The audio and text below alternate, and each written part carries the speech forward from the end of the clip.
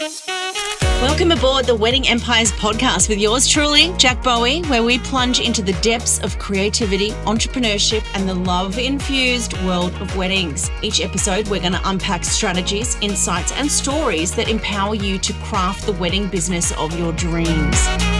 Welcome to the Wedding Empires podcast. Hello, everybody, and welcome back to Wedding Empires. I'm your host, Jack Bowie, and today I have a special guest co-host. How is this? Everyone, I'd love to introduce you to Ben Connolly. Ben, how the hell are you? I'm a little bit hungover, actually, for my first podcast, but not in a fun way, unfortunately. I want to hear all about this wedding last night. It sounded pretty wild. It's fun. And talking about things wild, I have an incredible guest for us today. That was a good segue. Look at you go. Her name is Vanessa Wilde. How good is that? Yeah. Hi, Vanessa. Hi, Vanessa. I like that smooth introduction with the wild. I was like, oh my God, I'm running with this one. That was good.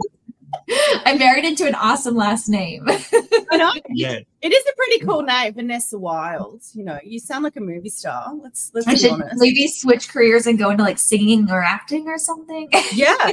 Yeah. Well, I mean, obviously you'd know how to change up the copy on your website to do that. Yep. It's a cool name. Like there's that element of, ooh, this will be. I know. Yeah.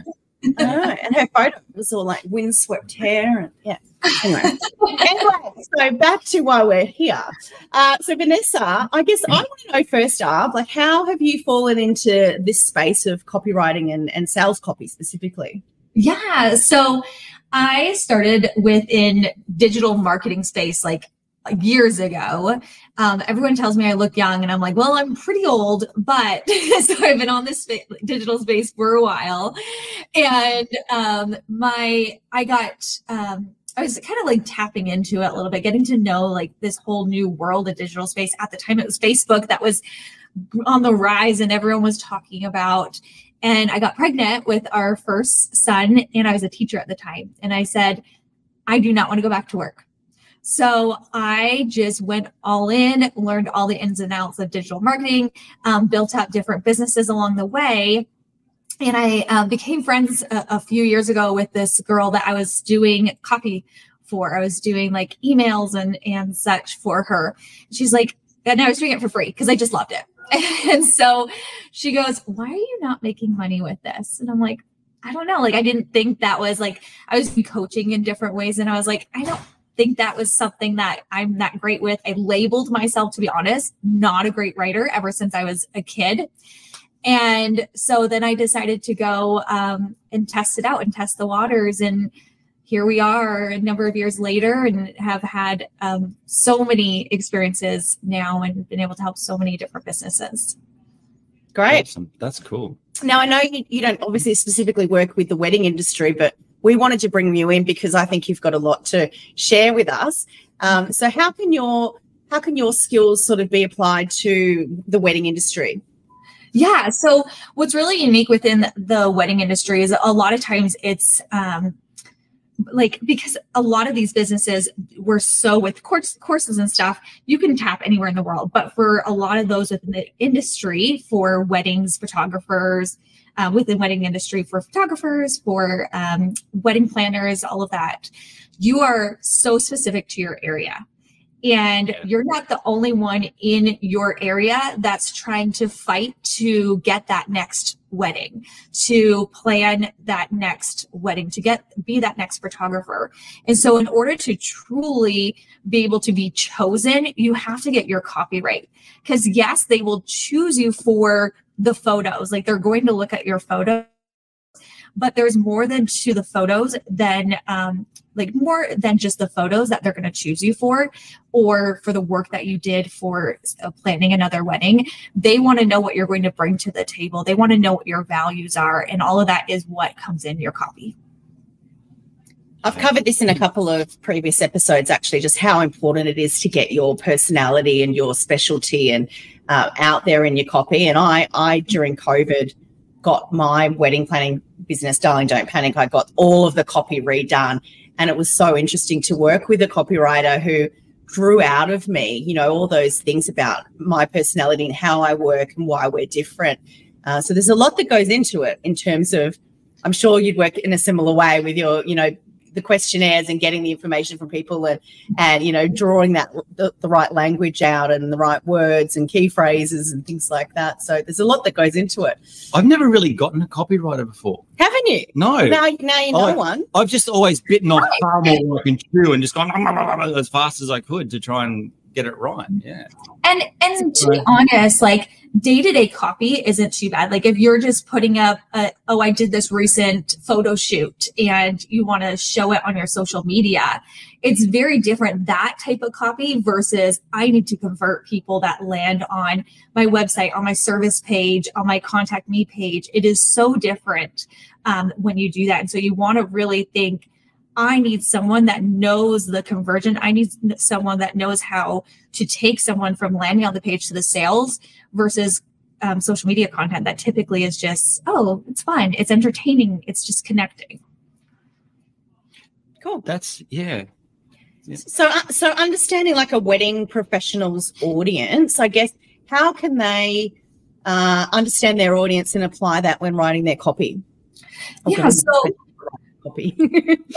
yeah. So part of that is knowing who you want to attract. So, for example, if you're a wedding planner and you're wanting to attract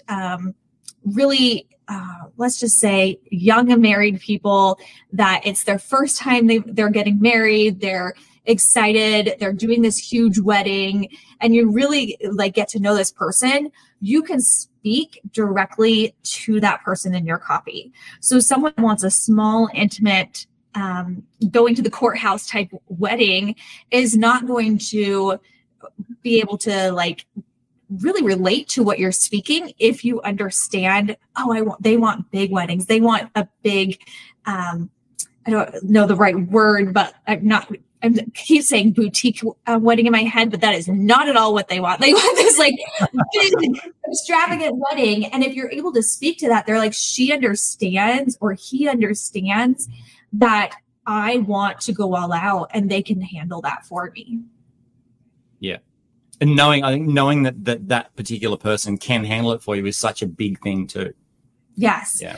Because there's that authority and that trust piece that has to come into play, and they need to know. And like I said, like the visuals are important.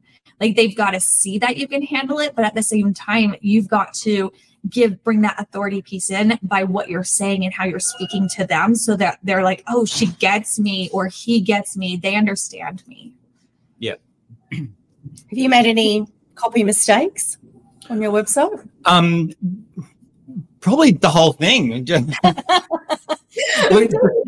Now, yeah. I've done a lot of backwards and forwards, and I do a lot of backwards and forwards with email templates and replies and stuff. And I send an email template, I make an email template and reply, and I have a standard reply to a wedding inquiry, and that's constantly evolving as I learn and as I do different things. So, and it's kind of the same with the website, but I know that we don't need to change. I don't want to change the website too much because Google hates that and that sort of thing. But with replies and you know, Facebook ads and copy and that, I'm constantly just refining and evolving, and it's just constantly sort of going around just as I learn and as I get a bit better. So okay. Yeah.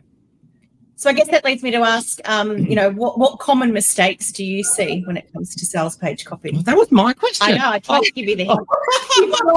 Sorry, man. At all. It's my first time. All right. You want to ask? No, that's all right. She's like sneaking on your paper. I'm looking over here. I'm like, what mistakes? Hello. So have you got some advice for wedding professionals? Like, what are the common mistakes that you see, and how I'm a big how person, so how can we rectify some of the common mistakes? Yeah. So really the biggest mistakes that I see is the lack of being specific. So you're a photographer, you're a wedding planner, you do flowers. And so we tend to speak to more of, oh, like anyone can have this. Anyone that's getting married can have these, and they can. Like, truthfully, I'm sure they can. I'm sure, like for you, Ben, you could take photos for any wedding out there if you wanted to. But when someone's trying to find a specific person, they want a specific type of person. And that comes to speaking so, I say it's so specific, so direct to who you actually, your dream client, who you want to attract, that when they see that, they're like, oh, this is the person for me. This is who I should hire. This is who I should bring onto my wedding team to get things planned. And then we get into this spiral sometimes of, oh, it makes my net smaller. I won't attract enough people if I do that. But what happens is, for example, if we are talking and we're like, oh, you want this really big, extravagant wedding, there are still people that are going to come in and they're like, hey, Ben, do you take photos for elopements? And you'll be like, yeah, that's cool. I can still do that. So you're still, even if you're specific, you're still going to attract other people. But at the end of the day, you're going to attract more people because you're speaking directly to what they're looking for, instead of trying to speak broadly and generalize what you're saying where no one understands. Right. Yep. Cool.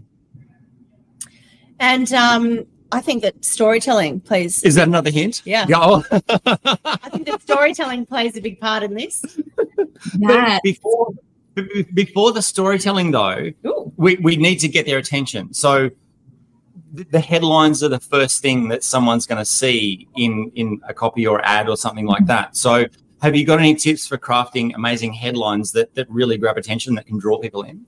Yes. So really what you want to do is, one, call out who your person is. So this could be in different ways. So you could call out who they are. So like if you're a bride getting married in the next 6 months type of thing, you could call out like specific. Like I know sometimes people are looking for a specific type. Like if you're going for like having an elopement within the next little bit, like specific to who it is you're trying to attract. Then the next step is either calling out their desires or their struggles. So it could be, hey, they're desiring to have really clear, crisp photos that they can have for a lifetime.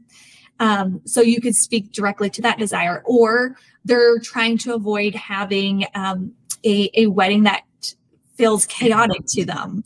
So you can speak to without feeling like you have to be in your, like have your hands in everything within the wedding planning.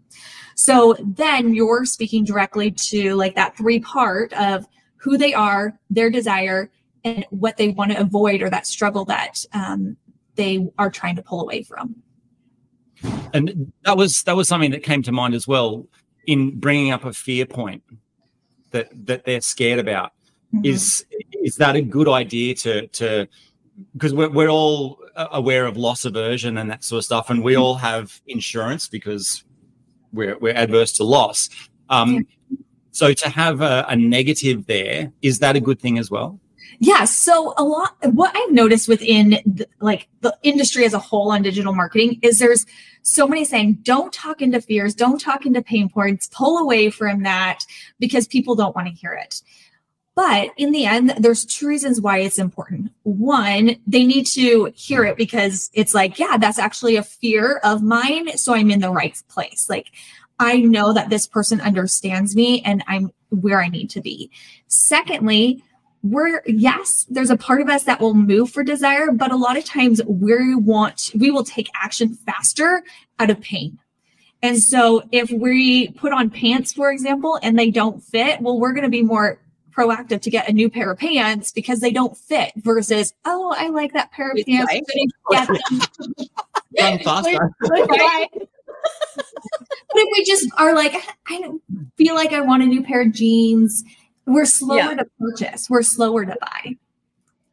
When it comes to pain points and rubbing salt in the wound, I read a few things about that where it's like you should have that, and then you like really press them. It's got me thinking about sort of like the format of a sales page. Can you talk to me around like, have you got a secret sauce when it comes to the format and the structure of a sales page? I do. So I have a 5-point process that I utilize within sales pages. So the very first part is talking with their desires and their struggles. So really and that's just making them realize like you're in the right spot. You are here because this is what you want, but right now you're struggling with this. Maybe it's that they're struggling to find the right person to that fits their needs, or they're struggling to find someone that understands the wedding that they want, whatever that struggle is that they're currently experiencing when they're trying to find the right person. Then we're going to go into the solution, which is you. Like, you're that solution. You introduce yourself, who you are, which then leads you to the authority. And so you want to bring into what makes you different. What's your unique selling proposition that makes you stand out from everyone else within your industry? So that could be bringing in like special weddings that you've done, your story, even speaking of stories, which we can go into, bring in your story and what led you to where you are. And then after that authority, you're going to get more into the tangibles of like what it looks like. So if they hire you as, I keep going to wedding planner, but wedding planner, I know Jack's like, you're talking to me. But yes, sorry. So what are the parts, like what are the things that they're going to get from that package that you're going to give them? And even if it's like tiered things, or you're like, these are some of the things that are included in most packages, you at least give them an idea of the deliverables. And the key part in this is making sure, well, if they get this deliverable, what will it make their day feel like? What will the feeling be because of this? So if it's like, I give you a full on seating arrangement for your big day for the dinner, so then we can make sure that the people that want to sit together. And so it takes that ease off of, okay, like I know she's going to make sure, he's going to make sure that everything flows smoothly for me and I don't have to have my hands on everything. And then the last part to all this is doing that final breakthrough, that overcoming anything that may be holding them back, answering any questions that they may have. And I always do at the very end of that breakthrough of like, almost like that love note in a way, but that last call to action, almost like you're sitting across from this person in a coffee chat and just calling them final to action, reminding them, hey, I'm that person for you. I can give you this beautiful day. Just imagine what it would look like when I can do that for you with your final call to action. Great. I think that testimonials and social proof play a big part in this. I mean, what's your process? You'd be asking that from every client, I guess. I try to, yeah. And a lot of times getting testimonials especially from wedding clients, can be a little bit harder after, like a long time after, because a lot of stuff that from the photography sense can take up to 2 or 3 months to finalize everything. So when it gets to that point, sometimes the hype's all gone down and the testimonial isn't as bright and big and fluffy as what it could have been earlier. So, but yeah, always try, because yeah, it does help. Absolutely. Because it's great to incorporate that, whether it's your sales page or just peppered through your website, to back that up, that deliverable, of course, it's proven, right? He can actually do it. He can take good photos, and he's nice to work with, apparently. But when you think about it, with a wedding, no couple wants to be the pioneer. So they always want to know, they always want that. If you're in the business of making dreams come true, listen up, because the Wedding Academy is your ticket to success. Running a wedding business isn't always a walk down the aisle. It takes skill, savvy, and a whole lot of know-how. That's where the Wedding Academy swoops in to save the day. Imagine easy-to-follow certificate courses taught by industry pros, covering everything from wedding styling to floral design to even marketing and business for any kind of wedding business. All Wedding Academy courses are 100% online, self-paced, and come with ongoing training and support to keep you up to date. And here's the cherry on top. I've wrangled up an exclusive deal. Just punch in the code PODCAST when you enroll, and bam, you'll score a sweet 5% off any course. Ready to take your wedding business to the next level? Then head on over to the Wedding Academy today at weddingacademyglobal.com. Don't forget to plug in that code PODCAST to check out with your special discount.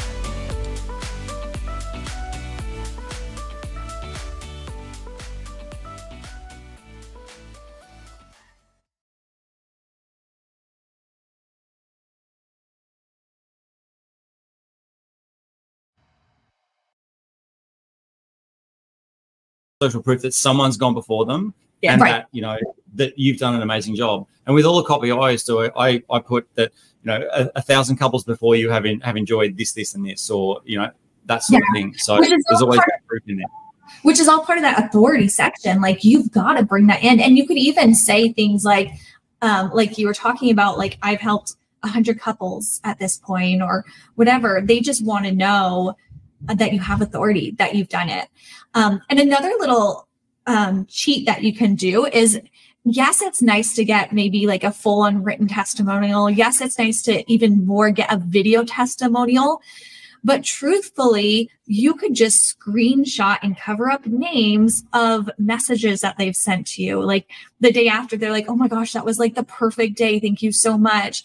And just put those on your website, on your sales page, to make sure that there's that proof there. And in the end of the day, people just want to know that, hey, you have my back. And two, that the testimonials are legit too. Because, hey, like, anyone can make up just a random thing and say, hey, this is what someone said about me from Julie. But the screenshots actually show, oh, like, that was actually from a text message. That was actually from an Instagram message. Yeah. Great. And I think, I don't know, I'm just listening to you, and I thought, what about the copy where you want to kind of like back up why your price is so high? Do you find, have you worked in examples like that where a wedding planner really wants to hit that luxe space and she's more expensive than other, of course I lean on a wedding planner, but in her local area, she's more expensive than others? Like, how would you, back that up, I guess, in your sales copy? Yeah. So to me, when you are charging a certain amount, there's a few things that need to match that. One, you need to have the testimonials to match that. So if you're beginning and you're like, I charge like $20,000 for a wedding, well, you've got to be able to back up that you've done these weddings, that you have these testimonials, that you've helped so many people to be able to charge that. So it comes down to that authority and that social proof we're talking about. Two, you need to showcase within the imagery, and this goes beyond just the copy, but how your brand looks, how the images look on the page. Because I'm not going to go to McDonald's and pay $50 for a meal, but I'll go to a really nice sit-down restaurant that feels high-end, that feels high class, and pay maybe even up to $100 for a meal, because I know going into that it's going to be at that end. Like Ruth's Chris is in America and really popular, and I know that I'm going to be paying that high end just for that feel, just for that that high end caliber. And then when you're talking, utilizing such the adjectives and feelings, like that high end luxury feel that they're going to get on that day, because your price should also come with an elevated experience. And so describe the elevated experience. So you don't have to fully be like, oh, my prices are this way because, but you need to think, how am I going to exemplify just within those adjectives, the high-end luxury feel, the feel on my website with the photos, and my authority that, hey, I'm worth it. I'm worth it with these high prices. And you're almost expecting it when you land on my page that I'm not going to be the cheapest option out there. I love that. Okay. That leads me to call to actions. Have you got any kind of killer call to actions that you think might work well for wedding professionals?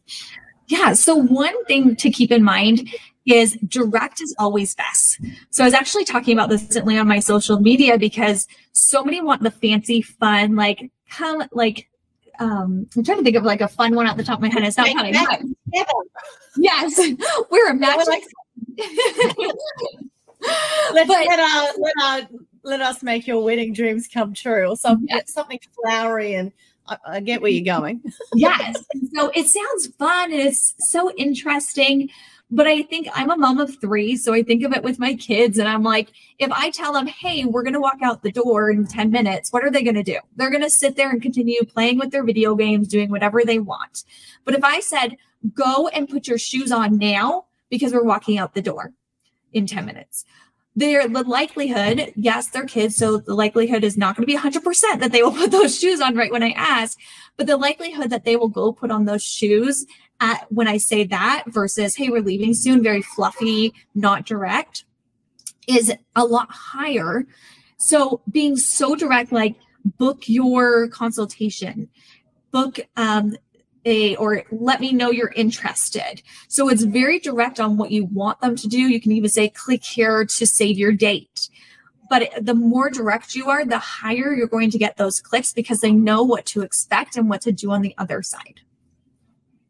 I had a banner for years. I don't know. I've sold the business. I don't know if she's still got it, but you know, the old 2004 weekends are booking fast, you know, something like that gives them that, you know, I'm popular, weekends fly out the door. Yeah. You know, on those call to actions, would you also recommend to have a transitional call to action as well as a direct on the same page? Tell me more of what you're thinking about with that. So with a transitional call to action obviously they put in their email address to receive something back from you. So if you've got a wedding planning guide that they can download, and then they drop in their email address, they then download the guide, and then you have their email address. You can contact them that way, as well as the direct book with us now, that sort of thing. Yeah, so like a lead magnet, a freebie, that type of thing on your page would be so ideal because there's people that are not quite ready to book you yet. Maybe their wedding isn't for a few years. Maybe they're like talking with their fiance or they're going to be fiance and you're kind of like feeling the waters out and you're not sure yet. But then it allows you, one, to get their email address so you can nurture them through emails. And I know you recently had someone, a guest, talk about emails. So definitely go check that one out on the email side. But then also when they're ready, they're already seeing your name. And so they know, oh, Ben is the photographer. I've been seeing him. I researched him. He's still connecting with me, still emailing me, giving me tips to prepare for my big day. And so so when they actually get engaged or when it gets closer, if they're like, oh, we're not getting married for 5 years, but it actually gets a couple years out, they can be like, oh, let's book it. Let's get it scheduled because Ben's been constantly giving me tips and staying in contact all this time. Yeah. I think the other important thing to note is where that particular wedding professional sits in the order of the booking process. Like for us as a wedding planner, they usually book the venue and then they book us, for example. So you want your copy to reflect that, you know, they could be shopping around for a photographer for a little bit longer than, say, booking their venue. Do you know what I mean? So if it's a wedding venue owner listening to this, and that's very much, we want that date at that venue, you know, their call to actions might be more direct than, say, a wedding vendor that the couple sit on that decision for a while and shop around and research for a while longer. I think that's important. But, yeah, understanding your buyer's journey is vital because you need to know, even with just your regular copy, where they are in the journey most of the time. So if they're already getting the venue, you can say, hey, you may have already gotten your venue and speak to that. And they're like, yeah, I did get my venue already. And so they're already understanding, oh, she's going to get me or he's going to get me at this point because they already know I've done these steps. So if you're able to more speak to where they are in that buyer's journey, then it like helps them be able to feel more comfortable with you because you already know who they are. Yeah. Great. Now, I think not just doing your copy once and forgetting about it forever is the key. I think you need to be refining your copy and improving it and observing it and getting data on it. Have you got any tips around that in terms, we don't want to spend all month doing it, but what are some ways that wedding professionals that have limited time can kind of keep on an eye on what's working and refine their copy over time? Yeah, so there's two reasons that you want to update. One, it's not converting. So you want to make sure you're looking at data, even if you want to do it once a month. I know there's some people that like to do it weekly where they're just tracking how, overall all of their data, how many followers they've gotten that week, how many email open rates. So you could do that with your website and how many people landed on your page versus how many reached out to you. So that would be a reason. That means you're not hitting the mark. If they're landing and they're not converting over, then you're not hitting the mark with that copy. The other reason is you're going to evolve. That's just what happens. You're going to evolve. You're going to get even better in your art, or you're going to be like, I actually don't enjoy this type of certain wedding, but I prefer this wedding. And so you're able to speak more direct to that type of wedding that you actually want to show up for and be part of. So then you're wanting to refine it then as well. Great.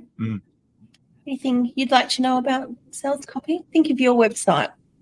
Ben's got lots of awards, so he's very strong in the. Is that another hint? No.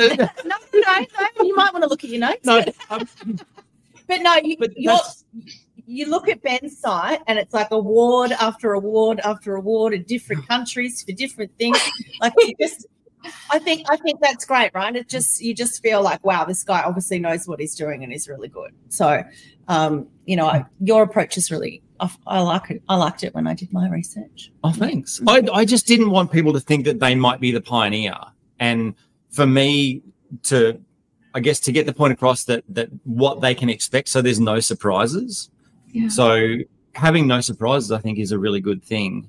And knowing that person can do it. So would you recommend, obviously, noting those awards down and trying to limit the surprises that people, because we like surprises and we hate surprises.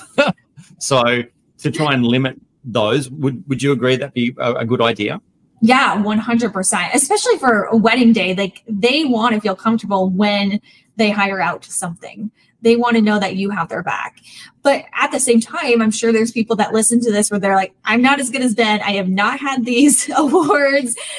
Maybe don't even have awards yet, where they're feeling like I'm not going to get picked at all. Like, I'm not going to be chosen because I don't have those awards. Well, bring your authority in other ways. Even if you're just starting out, that could be just telling your story and then getting the photos and showing your work and what you're doing. Like, even showing, hey, this is how I updated the photo to make it even more appealing. Here's the updates I've done, and I'm trying to think of the right word, when you change the photo to make it even look better. Yeah. The filter. This is what I've done to it and stuff. But showing your authority with the work that you've done in itself will help as you're building up your name. And if at the beginning you're like, well, I don't even have my first client, because some of you are just hopping in, well, go and try, find a friend that's a photographer or a wedding planner. Go and work with them. And so you have photos of things that you're doing with them and can show that, because just that to start, people are going to relate and be like, I need her to do this for me, or I need him to do this for me because he knows what he's doing. Yeah. Right.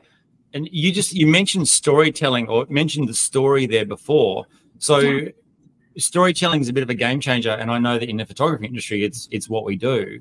How does that relate to the sales copy side of things? Can we tell a story in sales copy as well as imagery and that sort of thing?